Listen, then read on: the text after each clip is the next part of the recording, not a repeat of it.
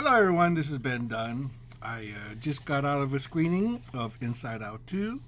The the kids and the missus took me to the movie as a Father's Day celebration, and I gotta tell you, I was very impressed. I actually went in not having very high hopes. This is a spoiler-free review, by the way, and I came out rather enjoying it.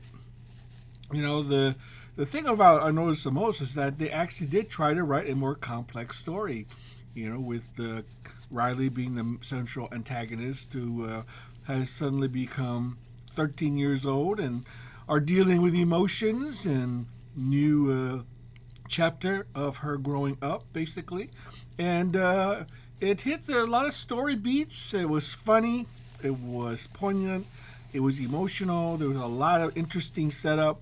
There's a lot of interesting puns, and there's a lot of interesting situations that I think a lot of people can identify with. She was not a Mary Sue. She was actually a complex human being that I think almost anybody who is growing up can identify with. And it was just the right length. It wasn't too long. It wasn't too short. In fact, I was hoping it'd actually be a little bit longer because it had a lot of really funny scenes that I thought was really, really, really hit, close. And I think that it's definitely a movie you should watch with the whole family. I mean, if you're going to go watch it by yourself, you may not get the same kind of experience that watching it with your whole family would give you. And I highly, highly encourage it, especially if you have daughters, which I do have one, and especially if you went through the same thing that Riley went through. And so is this Pixar's return to form? Well, it definitely is a step in the right direction. I think whoever directed this film, I don't remember, but whoever, the people who put this together realized that they needed to up their game, needed to go back to basics, needed to tell entertaining stories about, people, about the situations that people can identify with. And I think it'll do rather well. I'm not sure it'll break the $1 billion mark, but I would be surprised if it did.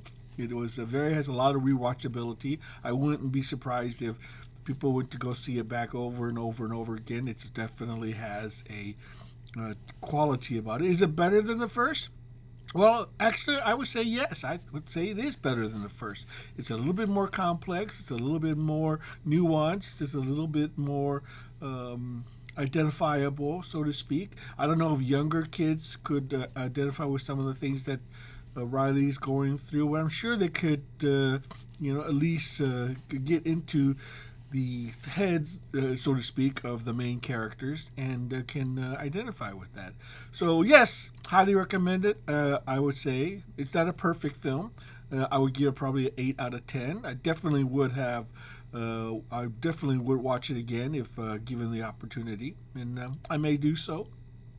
And so, highly recommend it for me. Is this a turnaround for Disney? Well, I hope so. I think that if they continue on this path where they actually do provide entertainment, I could see definitely a turnaround for the Disney brand. Until they actually hire people on their meritocracy and their ability to entertain. I'm being cautiously optimistic. So anyway, that's my review, and hopefully you'll go out and see it and check it out for yourself. Until next time, this has been Dunn signing off.